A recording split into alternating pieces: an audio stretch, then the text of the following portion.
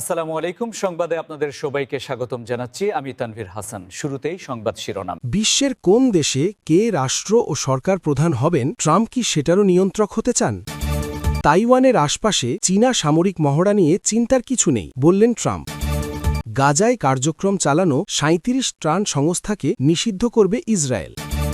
বিশ্বের কোন দেশে কে রাষ্ট্র ও সরকার প্রধান হবেন, ট্রাম্প কি সেটারও নিয়ন্ত্রক হতে চান? বিশ্বের অধিকাংশ রাষ্ট্রপ্রধানই সাধারণত অন্য দেশের অভ্যন্তরীণ রাজনীতি বা নির্বাচনে হস্তক্ষেপ না করার কূটনৈতিক শিষ্টাচার মেনে চলেন। যদিও কয়েক দশক ধরে পর্দার আড়ালে যুক্তরাষ্ট্রের রাজনৈতিক খেলা নিয়ে বিস্তর বিতর্ক রয়েছে, তবে ডোনাল্ড ট্রাম্প এমন একজন নেতা যিনি এসব রাগঢাক বা ভনিতার ধার ধারেন না। রিপাবলিকান পার্টিকে একটি ব্যক্তিকেন্দ্রিক আদর্শে রূপান্তর করা ট্রাম্পের কাছে রাজনীতি মানেই হল প্রভাব খাটানোর এক মোক্ষম হাতিয়ার, আর এই প্রভাব বিস্তারের চেষ্টা তিনি কেবল নিজ দেশের সীমানায় সীমাবদ্ধ রাখছেন না। প্রেসিডেন্ট হিসেবে প্রথা ভাঙার আরও একটি নজির গড়ে ট্রাম্প এখন প্রকাশ্যে তার পছন্দের প্রার্থীদের সমর্থন দিচ্ছেন, এমনকি তাদের অনুকূলে সংশ্লিষ্ট দেশের রাজনৈতিক ও বিচার ব্যবস্থাকে নমনীয় করার চেষ্টাও করছেন। ট্রাম্পের এমন সমর্থন যে কেবল মৌখিক নয়, তার প্রমাণ মেলে হোয়াইট হাউসের নতুন জাতীয় নিরাপত্তা কৌশলে। সেখানে নথিপত্রেই মিত্র দেশের নেতাদের হটিয়ে কট্টর ডানপন্থী জনতুষ্টিবাদী নেতাদের ক্ষমতায় আনার প্রচ্ছন্ন সমর্থনের কথা উল্লেখ করা হয়েছে।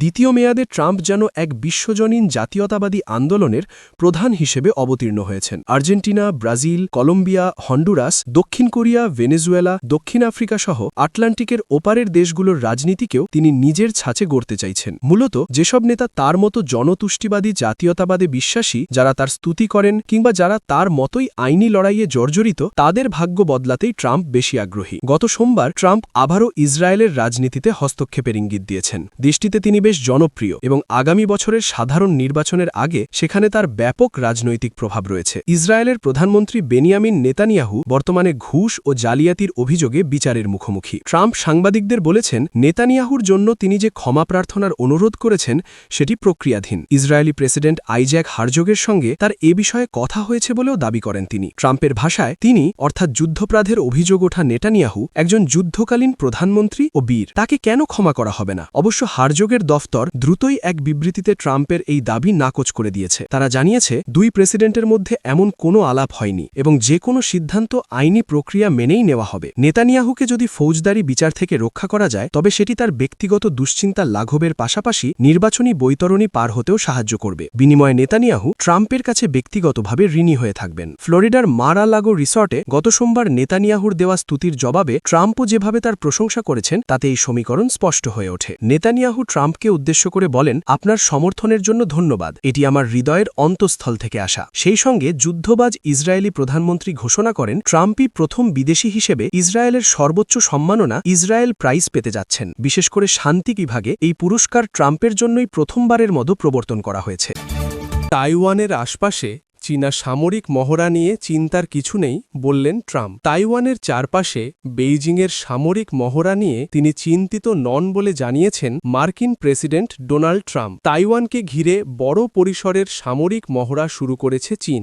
সোমবারে ২৯ অনুষ্ঠিত এসব মহড়ার পর তাইওয়ান সম্ভাব্য হামলা প্রতিহত করতে দ্রুত সেনা সদস্য ও সামরিক সরঞ্জাম মোতায়েন করে। দ্বীপটির গুরুত্বপূর্ণ এলাকা দখল ও অবরোধের অনুকরণে পরিচালিত এই মহড়াকে বেইজিং বিচ্ছিন্নতাবাদী শক্তির বিরুদ্ধে কড়া সতর্কবার্তা হিসাবে বর্ণনা করেছে। এদিকে সোমবার এক সংবাদ সম্মেলনে সাংবাদিকদের ট্রাম্প বলেন, প্রেসিডেন্ট শিয়ের সঙ্গে আমার খুব ভালো সম্পর্ক আছে এবং তিনি মহড়ার বিষয়ে আমাকে কিছুই বলেননি, তবে আমি অবশ্যই এটা দেখেছি। তিনি আরও বলেন, না, কোনো কিছুই আমাকে উদ্বিগ্ন করছে না। তারা ওই এলাকায় গত ২০ বছর ধরেই নৌ মহড়া চালিয়ে যাচ্ছে। সোমবার থেকে শুরু হওয়া ২ দিনের যুদ্ধ মহড়া আমেরিকা তাইওয়ানের কাছে তাদের সর্ববৃহৎ অস্ত্র বিক্রয়ের ঘোষণা দেওয়ার প্রায় ২ সপ্তাহ পরে অনুষ্ঠিত হচ্ছে। এই বিক্রয় বেইজিংকে ক্ষুব্ধ করেছিল, যারা স্বশাসিত দ্বীপটিকে একটি বিচ্ছিন্ন প্রদেশ হিসাবে দেখে। দ্বীপের গুরুত্বপূর্ণ অঞ্চলগুলো দখল ও অবরোধের অনুকরণে পরিচালিত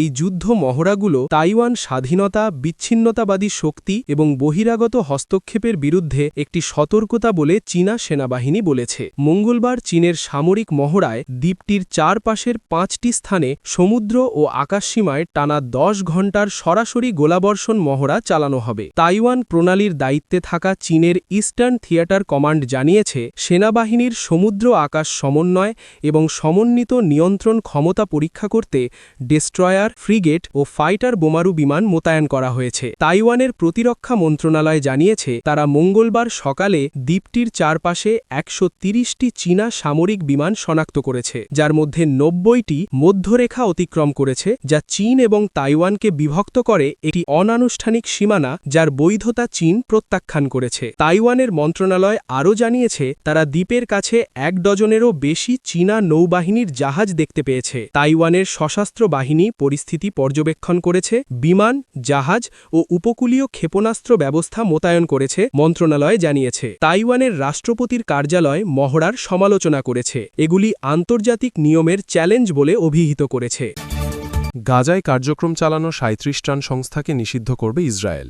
গাজায় কার্যক্রম চালানো 37টি ত্রাণ সংস্থাকে বৃহস্পতিবার থেকে নিষিদ্ধ করা হবে বলে ইসরায়েল ঘোষণা করেছে। কার্যক্রম চালানোর শর্ত হিসেবে তাদের ফিলিস্তিনি কর্মীদের বিস্তারিত তথ্য জমা দিতে বলা হয়েছে। জাতিসংঘ ও ইউরোপীয় ইউনিয়নের বাড়তে থাকা সমালোচনাকে অগ্রাহ্য করেই এমন পরিকল্পনা নিল ইসরায়েল। একাধিক বেসরকারি সংস্থা এনজিও জানিয়েছে, নতুন নিয়মটি গাজায় খাদ্য ও চিকিৎসা সহায়তার চালানে বড় ধরনের প্রভাব ফেলবে। মানবিক সংস্থাগুলোর সতর্কবার্তা, বিপর্যস্ত এই ভূখণ্ডের প্রয়োজন মেটানোর মতো ত্রাণ আগে থেকেই পর্যাপ্ত নয়। এনজিওগুলোকে তথ্য সরবরাহের জন্য ইসরায়েলের নির্ধারিত সময়সীমা বুধবার মধ্যরাতে শেষ হচ্ছে। ডায়াসপোরা অ্যাফেয়ার্স ও অ্যান্টিসেমিটিজম দমন মন্ত্রণালয়ের মুখপাত্র গিলাদ জভিক বলেন, তারা তাদের ফিলিস্তিনি কর্মীদের তালিকা দিতে রাজি নয়, কারণ তারা জানে, আমরাও জানি, তাদের মধ্যে কেউ কেউ সন্ত্রাসবাদে জড়িত বা হামাসের সঙ্গে সম্পৃক্ত। তিনি এখন পর্যন্ত নতুন শর্ত মানতে ব্যর্থ হওয়া 37টি এনজিওর নাম উল্লেখ করেন। জভিক বলেন, গত 10 মাসে যা তারা করেননি, 12 ঘণ্টারও কম সময়ে হঠাৎ করবে, এটা আমি খুবই সন্দেহ করি। কেবল সময় বাড়ানোর জন্য দেখানোর খাতিরে করা কোনো সহযোগিতা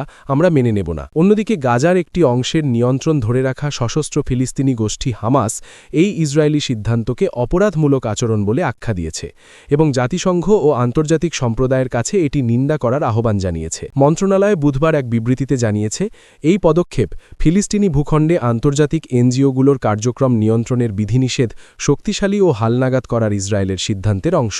গত অক্টোবর থেকে গাজায় একটি ভঙ্গুর যুদ্ধবিরতি কার্যকর আছে। ইসরায়েলের দাবি, নতুন বিধিনিষেধের লক্ষ্য হল যেসব সংস্থাকে তারা সন্ত্রাসবাদ সমর্থনের অভিযোগ দেয়, তাদের ফিলিস্তিনি ভূখণ্ডে কাজ করা ঠেকানো। ইসরায়েল মঙ্গলবার নির্দিষ্ট করে বলেছে, ইসরায়েলকে অগ্রাহ্য করা কিংবা 7 অক্টোবরের ঘটনার অস্বীকার, এসবই লাইসেন্স বাতিলের কারণ হিসেবে বিবেচিত হবে। ইসরায়েল আন্তর্জাতিক চিকিৎসা ত্রাণ সংস্থা ডক্টরস উইদাউট বর্ডার্সকে আলাদা করে চিহ্নিত করেছে। ইসরায়েলের অভিযোগ, তাদের 2 কর্মী ফিলিস্তিনি সশস্ত্র গোষ্ঠী ইসলামিক জিহাদ ও হামাসের সদস্য। জভিক আরও বলেন, এমএসএফের পাশাপাশি নিষেধাজ্ঞার তালিকায় থাকা 37টি সংস্থার মধ্যে রয়েছে Norwegian Refugee Council, World Vision International, CARE ও অক্সফ্যাম।